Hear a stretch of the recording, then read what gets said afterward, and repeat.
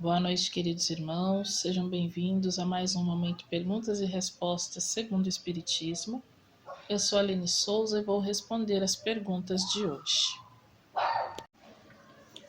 Pergunta número 1. Quando uma criança e adolescente erram por conta do livre-arbítrio, eles serão responsabilizados depois? A responsabilidade de cada ser que Deus criou, ela cresce conforme esse ser desenvolve a sua inteligência e o seu conhecimento. Conforme a nossa consciência vai se expandindo, diferenciando o bem do mal, aí maiores serão os nossos compromissos perante a vida, né, e perante os atos que cometemos. Então, é claro que toda falta, todo erro que a gente praticar com conhecimento de causa, aí sim ele vai ter que ter uma reparação. Na lei dos homens, quando uma criança, ou um exemplo, né, quando uma criança ou adolescente ele comete um crime, é averiguado várias causas, né, vários fatores. Por que essa criança causou tal crime, onde ela viveu, como que é o comportamento, onde é a sociedade onde ela está inserida. Então, muita coisa conta antes de ter uma corrigenda, antes de se chegar a um veredito. E na lei de Deus não é diferente, né? Deus, sendo nosso Pai de amor e justiça, ele sempre vai avaliar N causas que levou que seja uma criança, um adolescente, a cometer tais atos. É claro que tudo tem consequência, né? Mas Deus é um Pai de amor e de justiça. Ele não vai punir alguém por um erro que cometeu, sendo que não sabia o que estava fazendo. Pergunta número 2. No planejamento reencarnatório, podemos escolher amizades negativas como prova? E quando estiver na condição de encarnado e observar essa falha de amizade, o encarnado tem o direito de se afastar dessa amizade ruim? Olha, nós reencarnamos junto a pessoas que temos que estar juntos, né? Que temos aí alguma pendência, que temos que evoluir junto, que temos uma missão juntos. Nós sabemos que a maioria das pessoas que reencarnam aqui neste planeta são pessoas que vêm para reparar seus erros, devedoras de alguma coisa, que estão aí em busca de evolução, né, de progresso. Todos nós estamos. E nós também temos o nosso livre-arbítrio.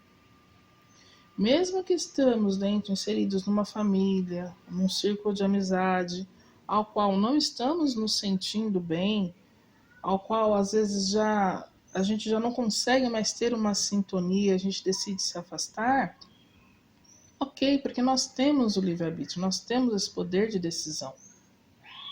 Se tivermos que ter uma caminhada junto com alguém ao qual por algum motivo decidimos nos afastar agora, mas temos que estar junto com essa pessoa uma hora, Deus nos dará a oportunidade de estarmos junto com essa pessoa, de reparar alguma coisa, de seguir junto, de se acertar. Aquilo que não nos faz bem, nós temos sim o direito de decidir pelo sim ou pelo não. Nós temos o nosso livre-arbítrio. Pergunta número 3. Pode acontecer de não prosperarmos devido ao nosso companheiro ter um karma ou um obsessor no caminho? De eu não conseguir ir para frente devido à pessoa que está comigo? Vamos dizer assim que não por karma no sentido negativo.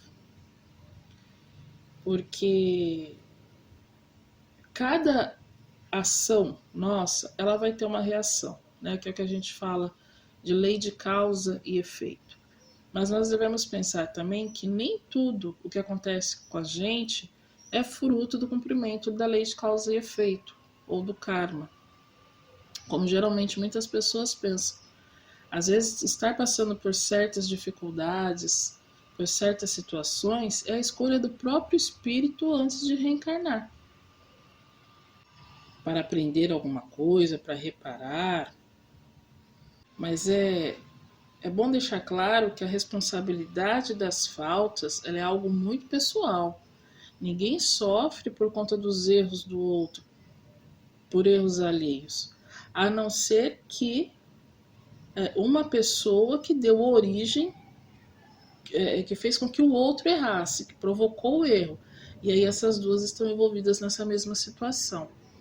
Agora, o obsessor, ele pode atrapalhar tanto a pessoa que é alvo dele, quanto aquele que está do lado.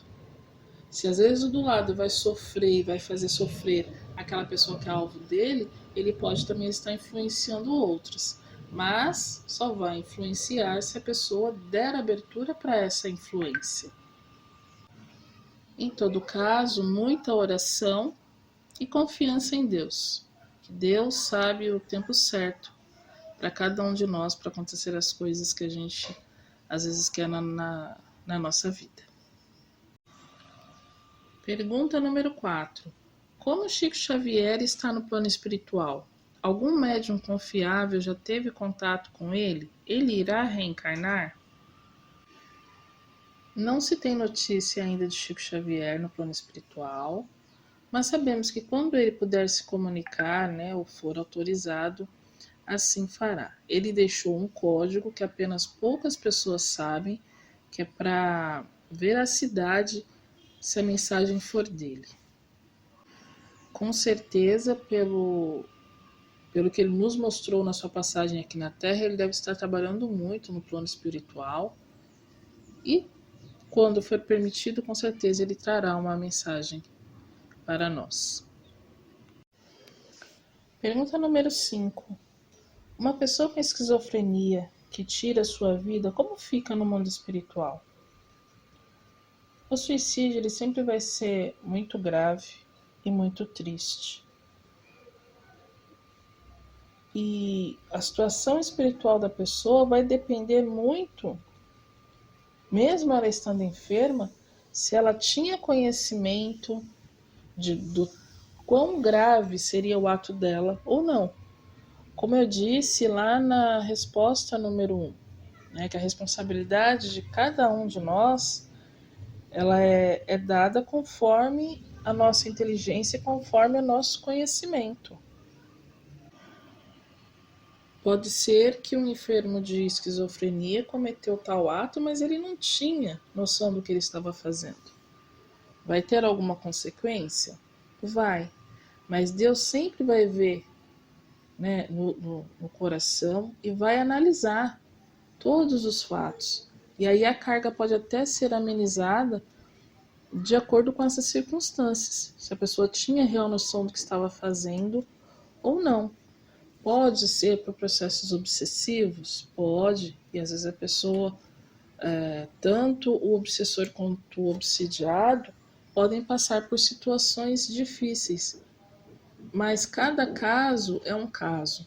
Não tem como a gente afirmar que às vezes que o espírito às vezes vai ficar penando muito tempo ou vai ter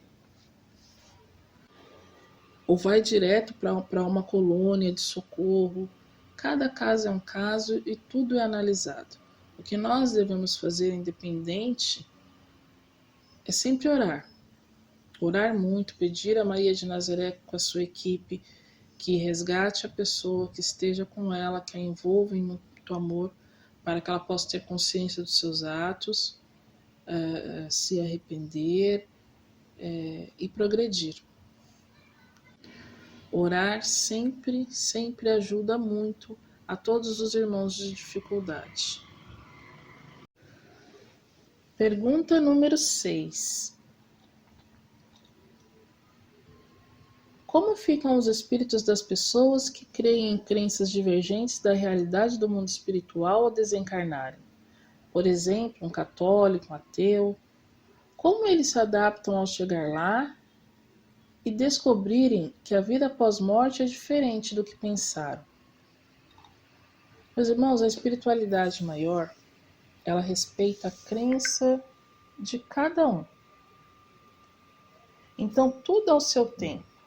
Eles vão sendo esclarecidos, eles vão tendo mais conhecimento, eles vão descobrindo a vida após a vida. O que conta muito são os atos aqui na Terra, é o que a pessoa carrega no seu coração.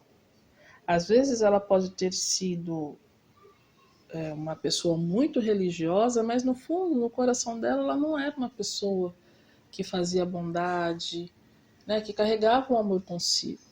Então, muitas vezes ela vai chegar lá no plano espiritual e vai se deparar sozinha. Às vezes a vibração está tão pesada, tão baixa, às vezes tão materializada, tão preocupada com as coisas que deixou aqui no plano material, que ela não consegue se adaptar de primeira lá no plano espiritual. E independente da religião que a pessoa professava, muitas vezes o espiritual desencarnado ele é recebido pelos amigos espirituais, por parentes que já o antecederam ao túmulo, né, por amigos, para que se torne mais fácil essa adaptação.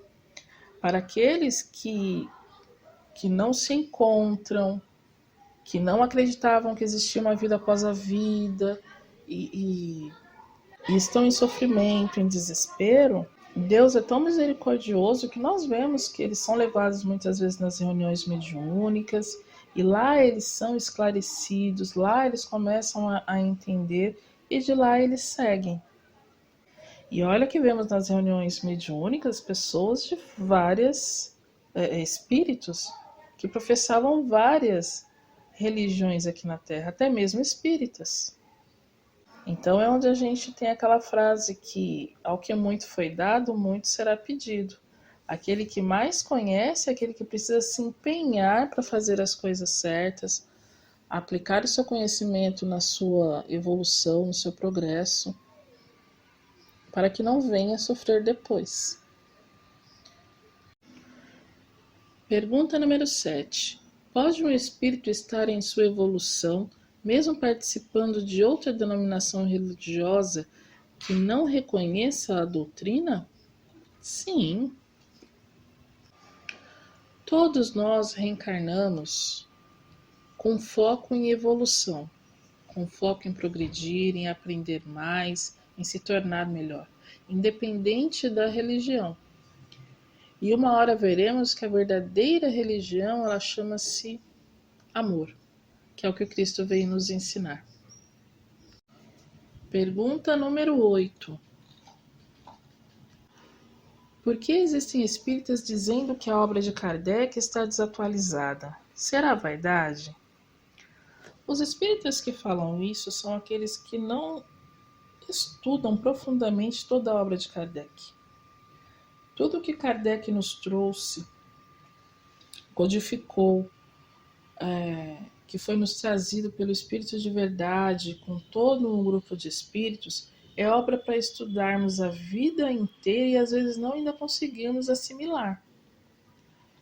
Então, existem médiums que às vezes passam por uma situação e não encontram aquela situação dentro das obras de Kardec do jeito que eles viveram, aí eles já falam que a obra está desatualizada, que tinha que acrescentar mais mais um fator X. E aí é onde a gente vê sim que entra a vaidade. A vaidade sempre vai ser uma pedra, né, no caminho do ser humano, sempre vai ser uma pedra muito grande no caminho dos médiums. Nós não podemos esquecer que os médiums sofrem também de obsessão. E às vezes os espíritos estão ali soprar algumas coisas ao ouvido e o médium já acha que ele tem que agir por conta própria, deixando-se levar pelas novidades, pelas coisas, às vezes desdenhando até, desfazendo daquilo que Kardec nos trouxe. Então é estudar sempre, estudar todo o Pentateuco, tirar as nossas dúvidas, divulgar Jesus, divulgar Kardec. Essa, com certeza, é uma das nossas missões. E orar e vigiar, né? Para não cair nas tentações, não cair aí nos processos obsessivos, não se deixar levar pela vaidade ou pelo orgulho. Pergunta número 9. Tenho uma dúvida. Quando se compra roupa de brechó, carregamos a energia de quem usou? Energia se dissipa. Quando, no caso, roupa de quem já desencarnou, as pessoas compram, às vezes ficam com medo. Se o espírito ele gostava muito de uma peça, de uma roupa, às vezes ele plasma, ele consegue plasmar ela lá no plano espiritual. Se a gente for pensar que tudo traz energia negativa, a gente acaba ficando desestabilizado, né? Porque senão a gente nem comeria fora, porque você não sabe como que estava a energia da pessoa que manipulou aquele alimento que você foi comer lá na rua. A gente não compraria um carro usado porque já foi de outra pessoa e está com a energia da pessoa. A gente não compraria uma casa que já foi, né, que já teve um primeiro dono por causa da energia da casa. Então, muitas coisas é o nosso pensamento, né? Então, faça uma oração se você fica cismado, vamos dizer assim, mas pode usar, pode comprar sem problema nenhum. Objetos de segunda, terceira mão, eles geram emprego para quem trabalha, ele dá satisfação para aquele que compra. Existe nesse processo aí toda uma transformação e respeito também. Eu gosto de pensar, porque eu sou fã de brechó, admito, eu gosto de pensar que a minha energia pode fazer uma nova história em tudo. Então, assim, eu compro, eu lavo, higienizo e vamos lá. Bora me fazer feliz. Última pergunta, pergunta número 10. Como o médium deve lidar com o adoecimento físico? Meus irmãos, o médium, ele tem problemas de saúde, problemas físicos como qualquer outra pessoa. O que nós não devemos é deixar de fazer as nossas preces, deixar de fazer nossas orações, deixar de ajudar o próximo. Às vezes o médium está ali impossibilitado de ir ao centro, de trabalhar por lá, mas ele pode, de onde ele estiver, sempre levar seu pensamento a Deus, ajudar os necessitados com uma oração, com uma conversa, com uma vibração, porque isso tudo fortalece o seu espiritual e acaba dando forças para ele, para poder se recuperar e para poder seguir. E isso é válido para todos, porque todos nós somos médiums. Não devemos nunca esquecer disso. E assim, então, terminamos mais um momento perguntas e respostas. Agradeço a todos pelas perguntas enviadas. Quem tiver mais, por favor, nos envie para o programa de semana que vem. Que Jesus abençoe a todos, tenham uma boa noite, um bom sono reparador e que acordem firmes e fortes e alegres no dia de amanhã e todos os dias. Que Jesus abençoe a todos.